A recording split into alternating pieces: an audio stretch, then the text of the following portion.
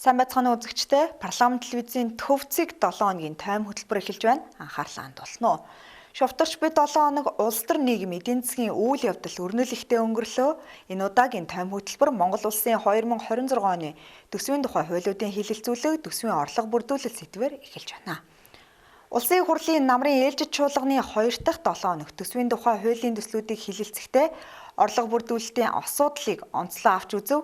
Чуулганы нэгдсэн хуралдаан байнгын хороо, дэд хорооны төвшөнд өрнөсөн хэлэлцүүлэг нь төсвийн бодлого ямар суурьтайгаар батлагдах, орлогын их үүсрүүдийг хэрхэн тооцох, эдийн засгийн эрсдэл боломжийг хэрхэн үнэлэхэд чиглэгдсэн юм а.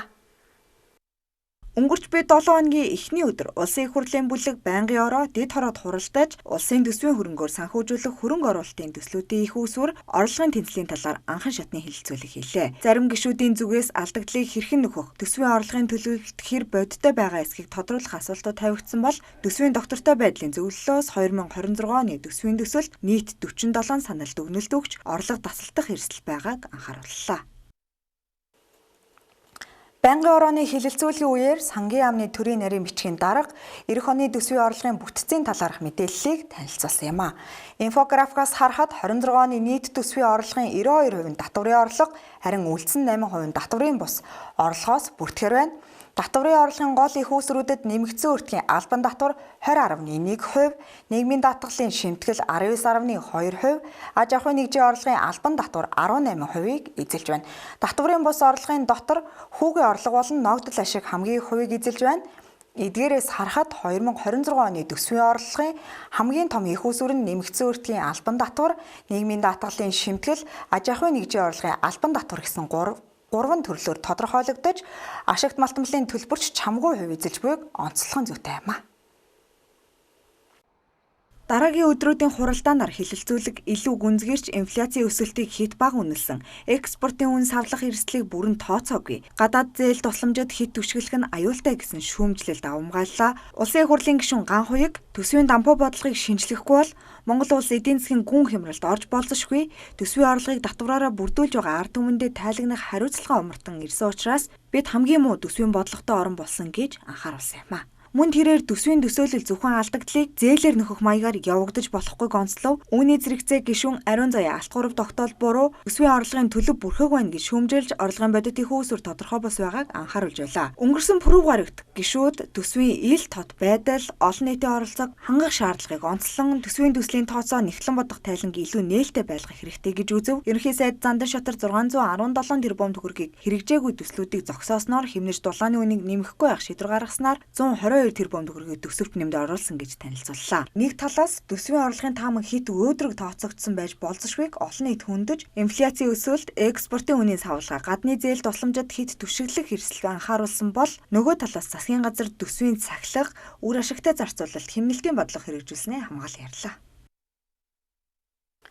Тайм үргэлжилж байна. Засгийн газар өнгөрсөн 5 гарагт 100 хоногийн ажлаа танилцууллаа.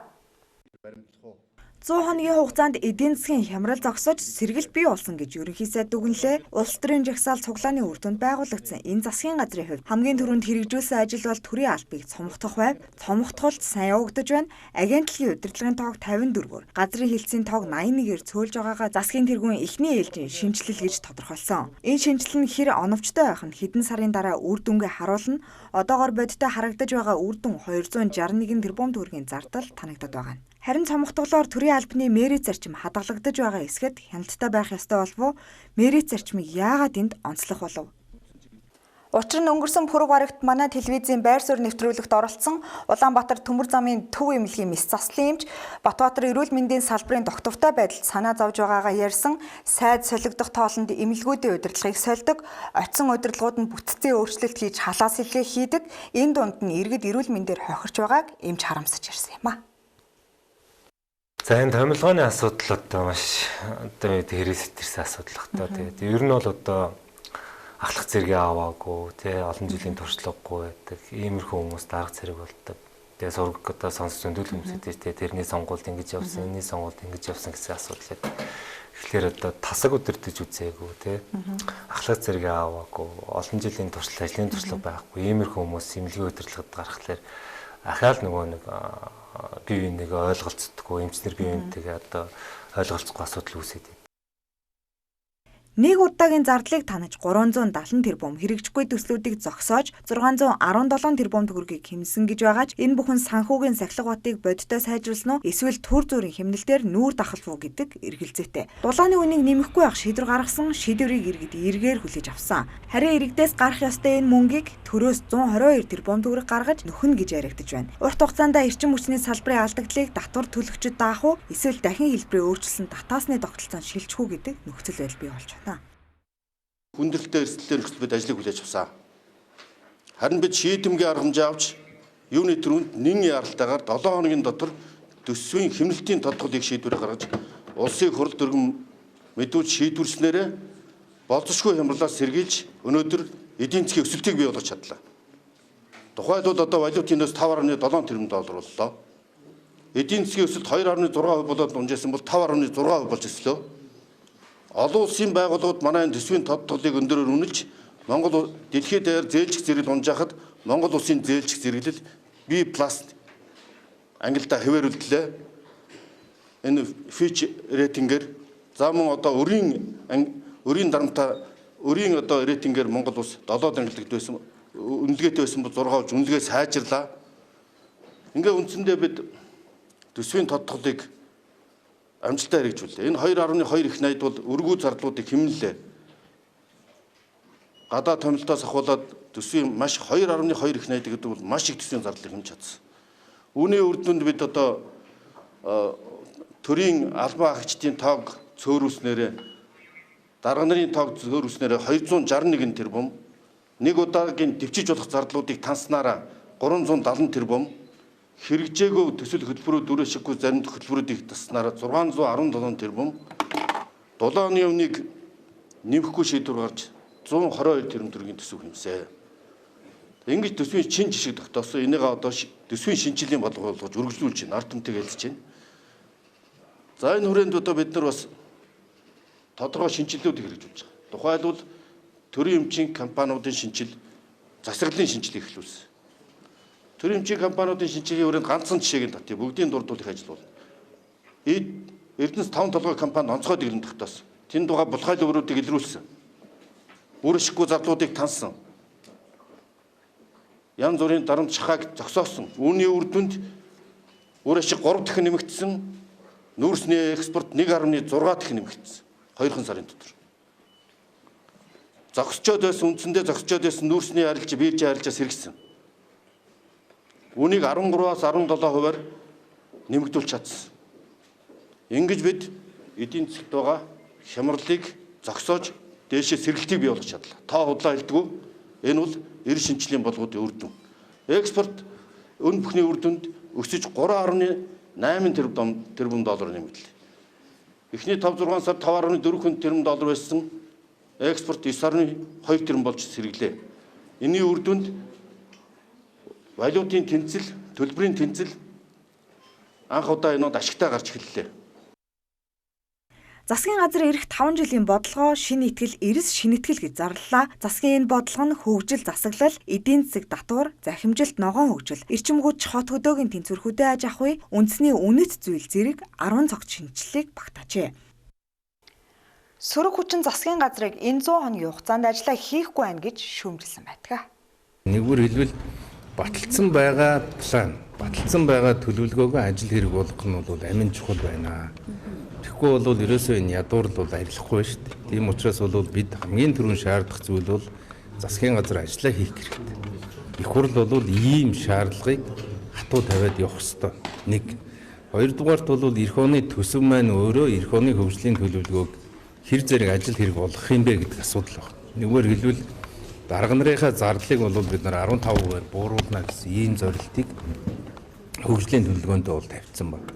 Төрийн өмчт компаниудын удирдлагын тоо хэмжээгч гэсэн бид нар 20% хүргэж бууруулнаа. Нэггээр хэлбэл төрийн өмчт компаниудынхаа өгөөжийг 20% хүртэл нэмэгдүүлнэ гэсэн ийм одоо зорилтыг дэвшүүлсэн. Энэ маань одоо төсөв хэр зэрэг тусгалаа болж байна вэ гэж. Мөн одоо 2026 оноо бол бид нар боловсролын жил болгоод их хурл баталсан. Юу гэсэн үг вэ гэвэл бид ч одоо төсвөө нэг жоохон зоригтой болгоё гэсэн шүү дээ. Төсөвдөр хоёр зүйлийг энэ их хурл өөрөө бол зарчим болгосон. Тэр нь нэгдүгээр төсөв бол алдагдaltaгүй байя. Энэ 4 жил бол өр үйлдвэрлэлийг зогсооё гэдэг нэгтгэх. Нөгөө талаас бол боловсролын салбарын хөрөнгө оруулалтыг бүрэн дүүрэн шийдэх ёстой. Ийм л төсвийг хэдүүлээ батлана.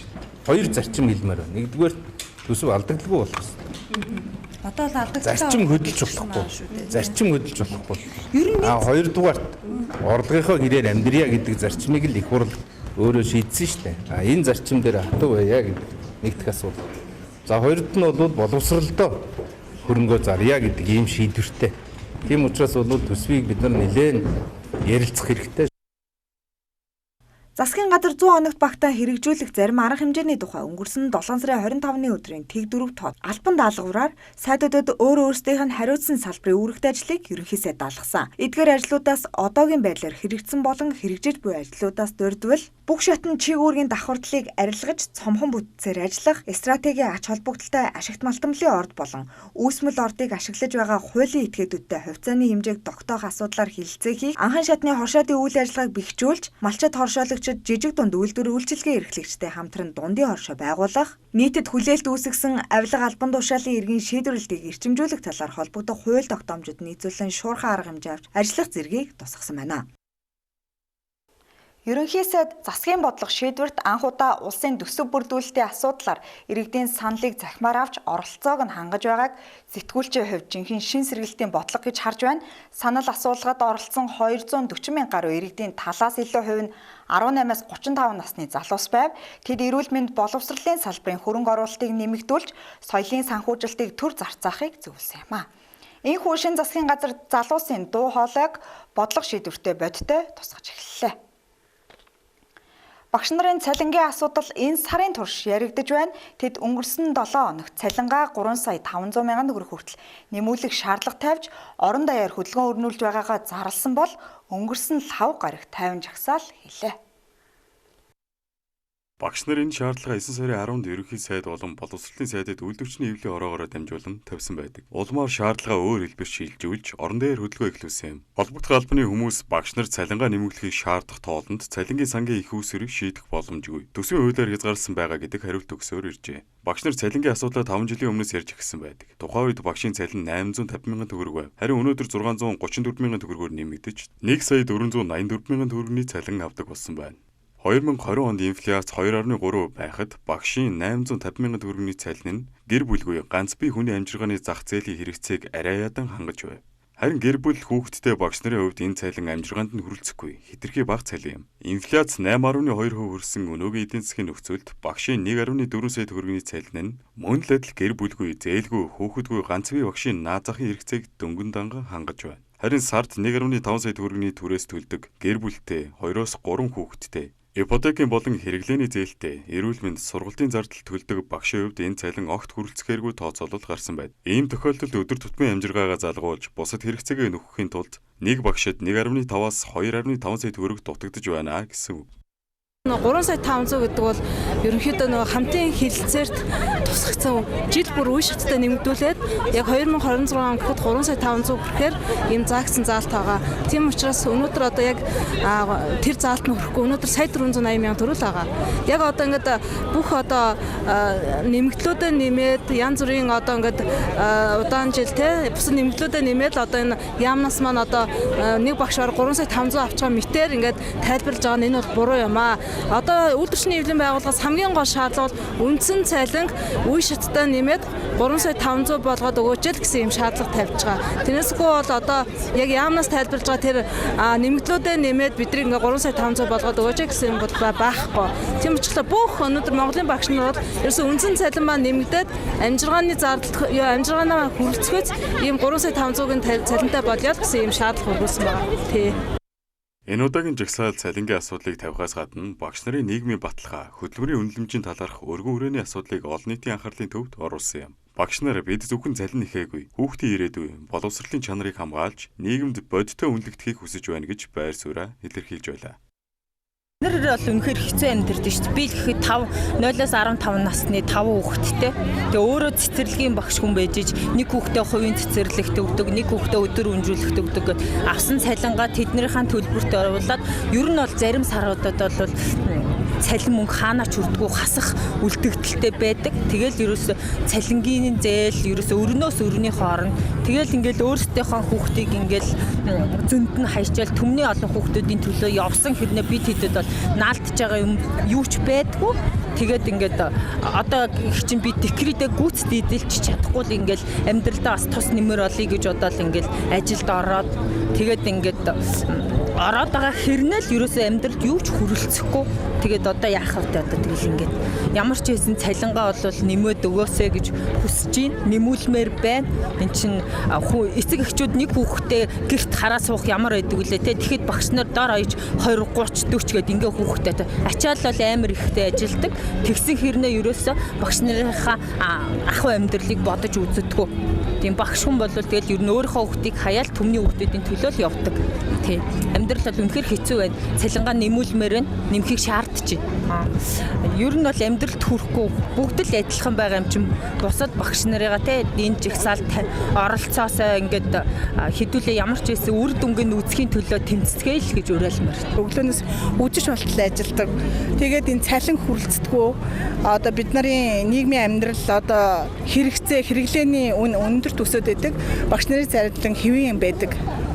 Тэгээ төр засаг маань болохоор үгүй тэд нь одоо айгу өндөр цалинтай багш нар одоо маш өндөр цалинтай. Тийм учраас одоо багш нарыг бол 2.5 сая төгрөгийн цалин авдаг л гэдэг чинь. Яг үндсэн цалин дээр яах юм бол нийгмийн татгалан тал хувийг аваа явчихдаг. Одоо чинь бид нар чинь яг үндсэн цалин сая 400 мянган төгрөг байдаг. Тэгээд ер нь бол нэг сая хэдэн 2 сая маяг багтдаг. Тэгэл тэр чинь татвараа ягаад сая 800 хэд мэдгийг л авна. Яг тэгээд бүх багш нар маань өнөөдөр багш ажилчид маань цалингийн зээлтэй.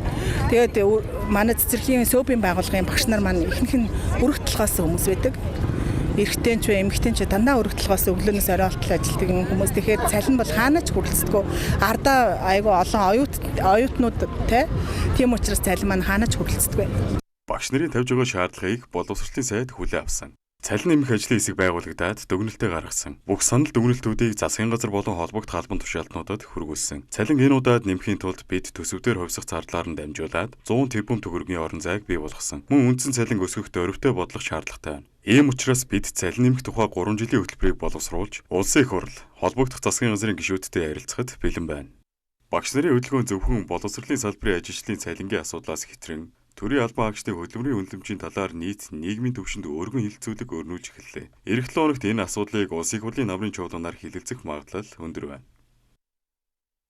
Энэ 7 хоногт манай улсад болсон дотоод үйл явдлын хураангүй.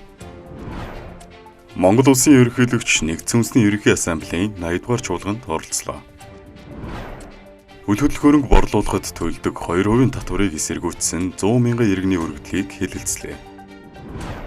Улсын их хурлын гишүүн Ганбаатрын асуудлаар хардсан намын бүлэг ажлын хэсэг байгууллаа. Стратеги орд эзэмшигчид үндэсний баялагын санг аривжуулж өгөөжийн дийлэнхийг харт төмөнд ноогдуулах зарчмыг дэмжлээ. Засгийн газар 100 хоногийн хугацаанд гүйцэтгсэн ажлуудаа танилцуулав. Багш нар цалингаа нэмэгдүүлж 3.5 сая болгох шаардлагыг тавьж 50 жагсаал хийлээ. Засгийн газар хүчирхийллээс урьдчилан сэргийлэх цогц арга хэмжээ хэрэгжүүлэхээр болжээ. Санхүүжилтийг зогсоож байгаа учраас эрт илрүүлэг үйлчлэгийг тодорхойгүй хугацаагаар хаалаа. Шүүхийн нөлөөллийн мэдүүлэг ба хэвлэл мэдээлэл сэдэвт уулзалт зохион байгуулагдлаа. Нийслэлийн үйлчлэлийн асуудалд хэд хэдэн хүндрэл үүссэн талаар хотын захирагч мэдээллээ. Хуримтлалын сангийн орлого нэмэгдэж, иргэн бүрийн нэрийн данс өсөв. Инфляцийн түвшин энэ оны эхний 8 сарын байдлаар 8.8%-тай гарлаа. Угаарын мэдээлэл ирэхэд 5-7 минутын дотор шуурхай хариу арга хэмжээний баг очих нөхцөл бүрдлээ. Төвцөг 7 хоногийн тойм хөтөлбөр өндөрлөж байна. Анхаарлаа хандуулсанд баярлалаа үзэгчдээ. Баяртай.